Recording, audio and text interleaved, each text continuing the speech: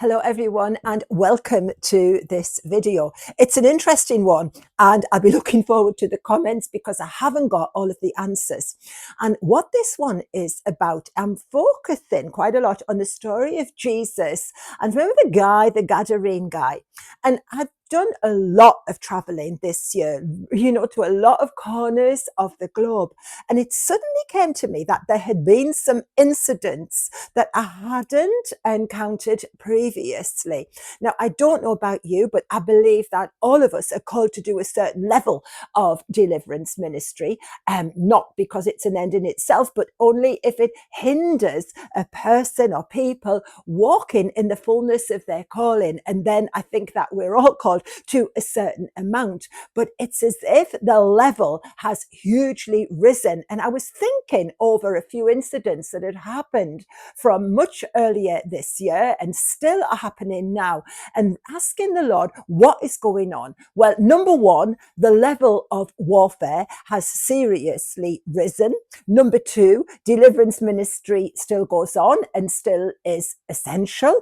And the third thing, it seems to me that more and more we're encountering people. It's not just a question of their personal well-being, but where you are getting whole families of demons in one person. And when they are delivered, not only are they delivered, but they become incredible witnesses to their community, to their nation, to their territory. So the deliverance it might be one person or a small group of people, but it seems to be that this is a much stronger and newer level of territorial warfare, where the deliverance of one person will actually be resulting in freeing up a lot of others in that same territory, nation, town, wherever it is, in that particular people group, so that it's going to be easier for them to see what the Lord has done.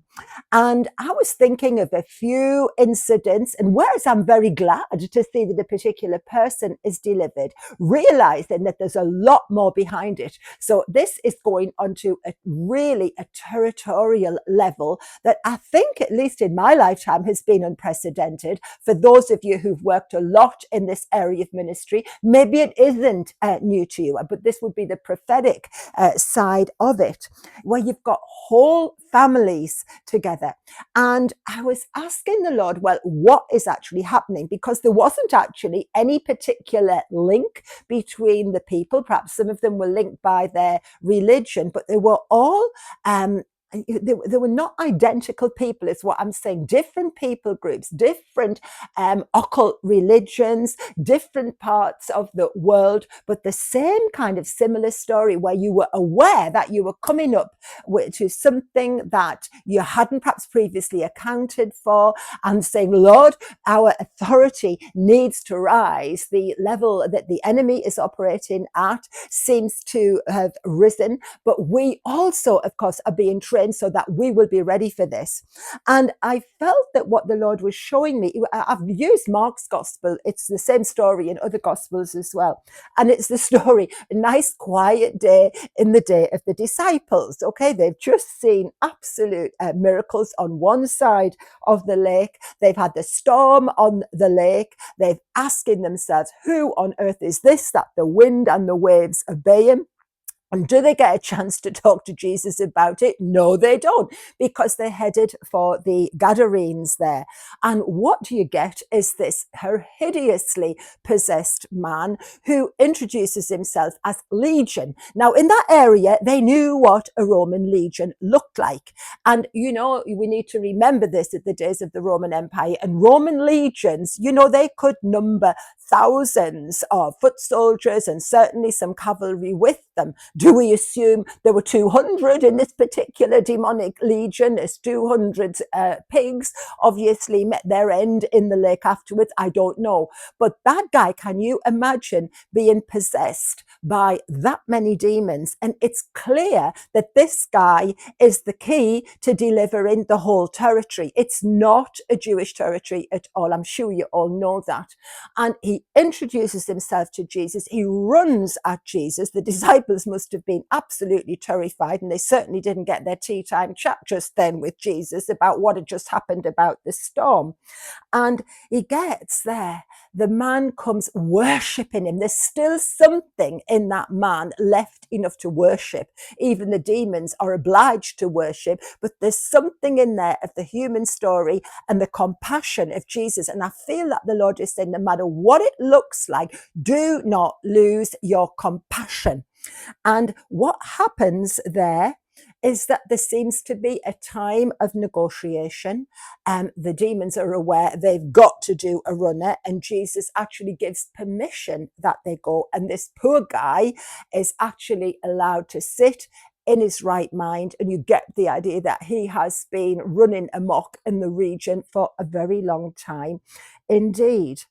And strangely, I can understand why that man, after everything he'd been through, would want to join Jesus and the disciples. But he's told, no, you go and be a witness to your people.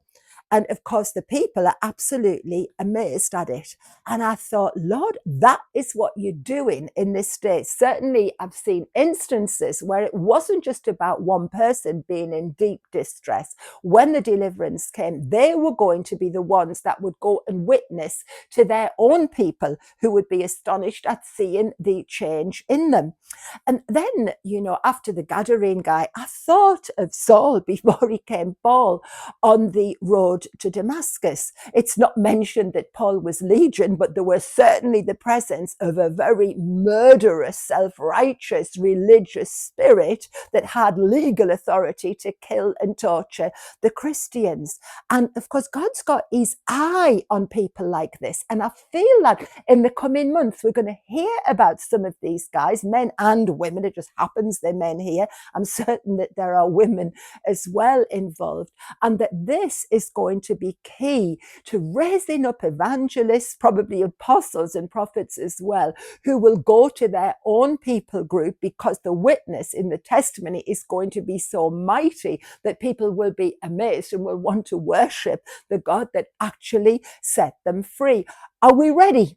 Are we ready for it, perhaps in our Christian meetings? If Legion came in on a nice quiet Sunday morning, what would we do? What would we think? And I have a sense that we're going to be tested what we think. But the compassion of the Lord has to be key. Yes, he's interested in setting one person free, but we'll see, I believe, territorial freedom in a way that we haven't seen before. And oh wow, it is definitely needed. So maybe we need to cross over to the other side as well. Maybe we've seen mighty things. We need to cross over to the other side and see what is happening there. I know that this year it's been part of my learning curve. I'm not a young woman anymore, been many years in ministry now, but the Lord's saying there are some things I need to teach you. And for that reason, you're going to go to this people group and that people group and this island and that island and see what is happening today. As the darkness rises, so do we have to rise. And the territorial warfare, I feel that there's going to be this very important facet coming, where there will be real people who we will meet who've been so involved in the occult and in other activities that they end up being deeply possessed, and it ends up they become a strong man or a strong woman, dare I say it, in their particular people group, religion, but that their freedom would result in the freedom of many more. And I believe the Lord is raising up evangelists. He's raising up apostles to do just that. It only took one apostle, Paul, and look at what that set free. Look at the Gadarene guy. He's told, stay where you are, and the whole region are aware of what has happened. And I believe it's going to happen to some of us. Let's be ready, everybody, and let's hang on to the compassion that we have, and perhaps be aware that the Lord is using this tactic. It's been used before. You look in the Bible, you can see it several times there, but it's happening in front of our nose. People who've been up to their eyes in, in yoga and New Age and all manner of things, being gloriously set free. The whole family, the demonic family in them, has to go. And wow, the effect, the ripple effect that has on their people, their family, perhaps their nation, or on others who've been in the same kind of occult practice. It's going to be beyond belief. And I'm looking forward to hearing some of the testimonies of these people. So be blessed. And let's not look at the darkness. Let's look at some of the strategies that the Lord is showing in this day for us. Be blessed.